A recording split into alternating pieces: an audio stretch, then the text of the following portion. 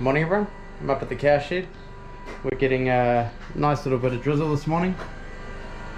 It's really good, just keeps the grass going, gives the turnips a bit of a water. But why I'm at the cow shed is I'm just doing my monthly check because I'm suspicious that the vat for the chiller is not doing its job. So this morning at the end of milking I checked the temperature and it was 12.5 degrees. And then 2 hours later we're meant to check it and it's 4.4, which is good. It's got to be below 6 degrees 2 hours after milking, so we meet that target.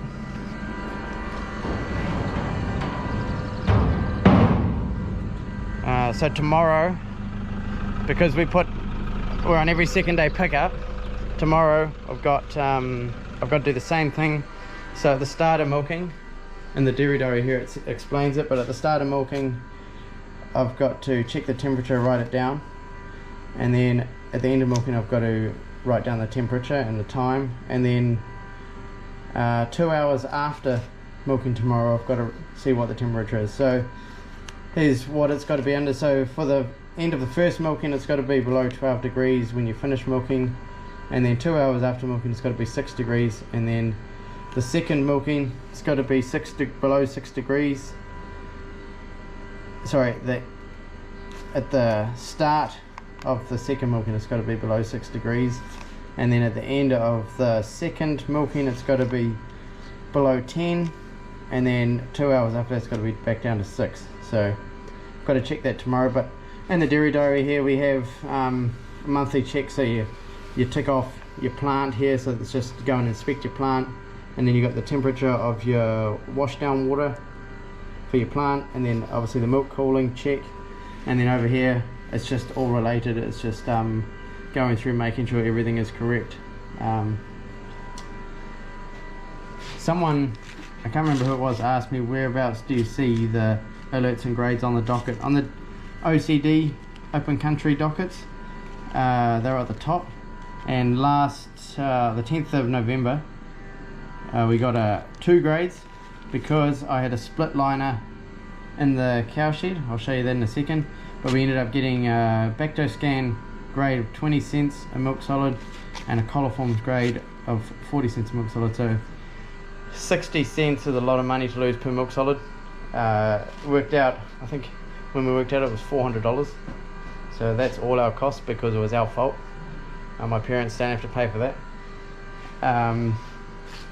Yeah, so I'll show you what happened.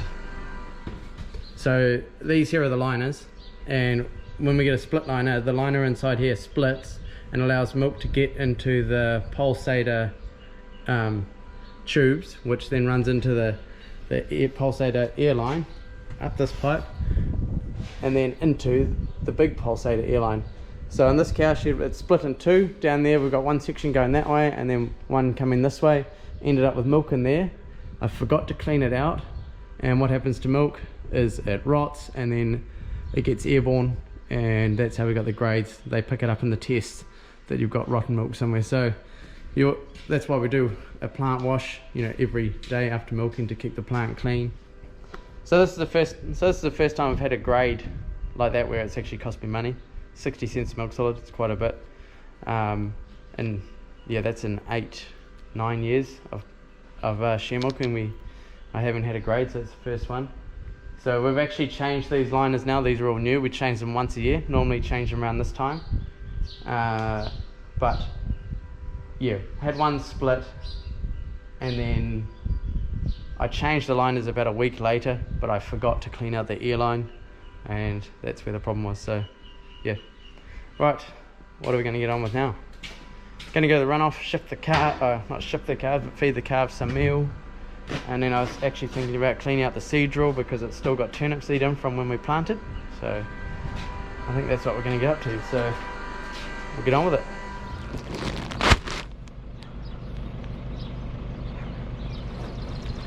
Come on, it's okay.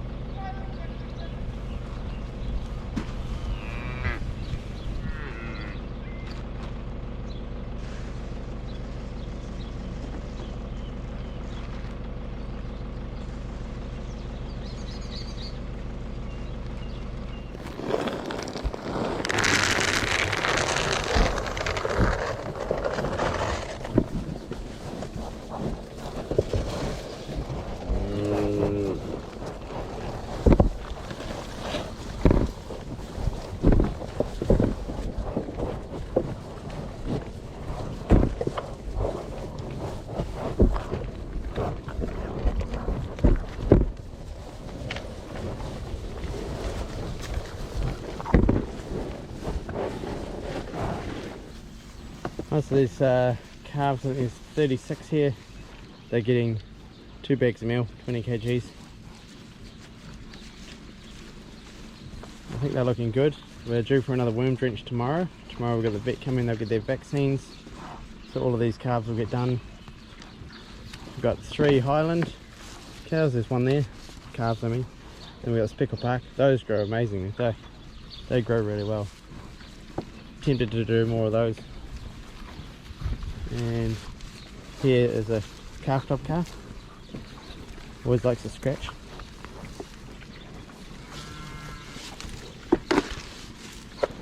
So there's a few that got a little bit of a messy bum. Also giving them a it's a zinc block.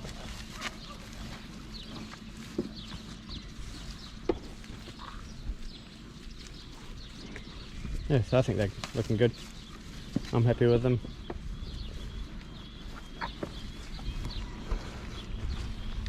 Right, let's get on with the seed drill. These Gallagher solerators, I reckon they are so good. The cost of putting grass into a stack for us is a bit of diesel to run the tractor, really. We seem to have ironed out, you know, you always have a few problems when you get started, but this season both lots of silage were done. We didn't have any problems. The only thing that Dad is getting fixed is the ram on his silerator blew the seal out, so he's getting a new ram actually made up for it. But these here, like, yeah, you actually don't need a big tractor to run them. Like, you don't need this tractor. The KCX80 can run the silerator pretty easy. We used to run it with it, so, and my dad actually used to pull a Gallagher silerator and have that, the feeder wagon that we used last season with the cover on it, he used to pull that with a 265, Massey Ferguson 265, and he was actually doing a little bit of contract work with it. So yeah, definitely smaller tractors can pull these silerators, so I think they are a valuable tool. So you know me, thought I knew what I was doing. I had these flaps down for calibrating because that's how I put the seed on the ground, and I thought normally you just pull this lever on the side here, pull it down this way, and you can dump the seed, but you're actually meant to have these flaps shut, and you dump the seed on the ground, as you can see down there. So yeah, that's how you do it. You actually just pull this lever and the seed will go down the chutes, and then you just clean up the top, which I already have. It's all clean, so it's ready to go back in the barn till we regrass. But I've enjoyed having the seed drill. Very valuable piece of another valuable tool to have. Just allows you to get the seed in the ground when you want, and yeah, you're not so pressured to getting everything done. I guess you got to do it in your own time. So perfect.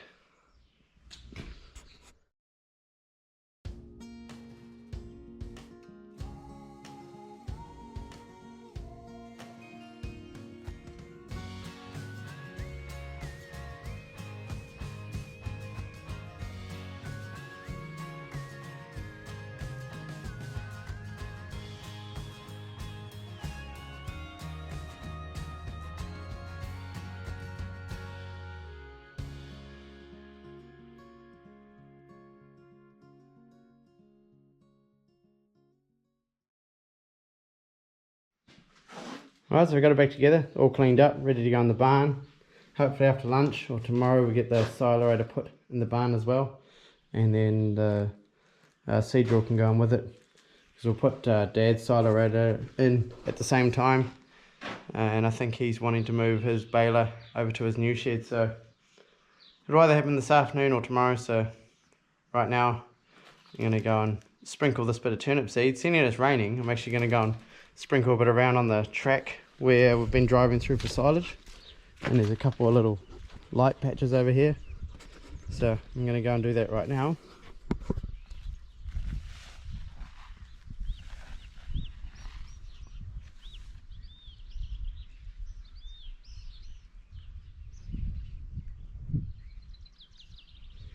So the turnips are looking awesome.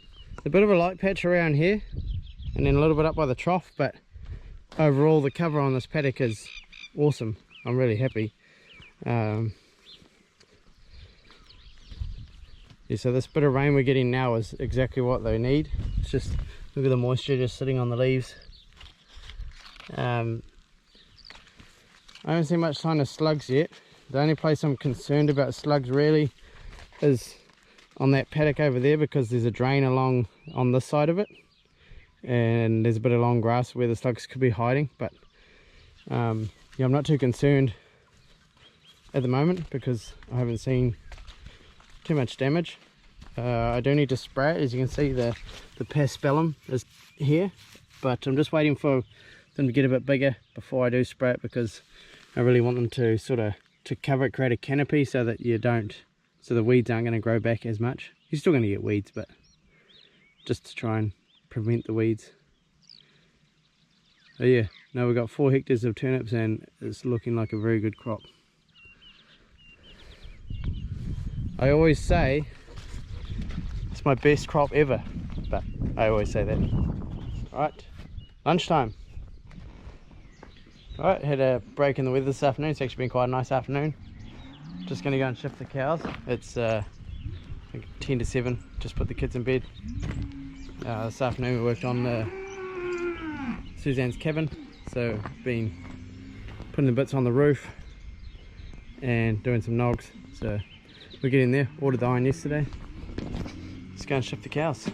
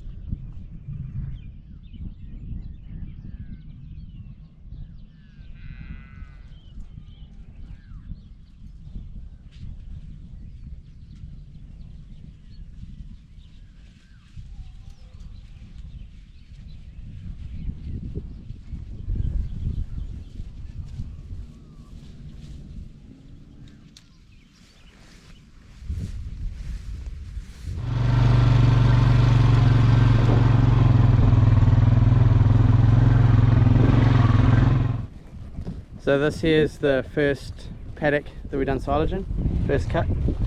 This paddock and that paddock, the pit's just there. I'm not sure when we did the silage, but I'm not sure how many days it is since we've done it. But anyways, they're back in there, enjoying the grass.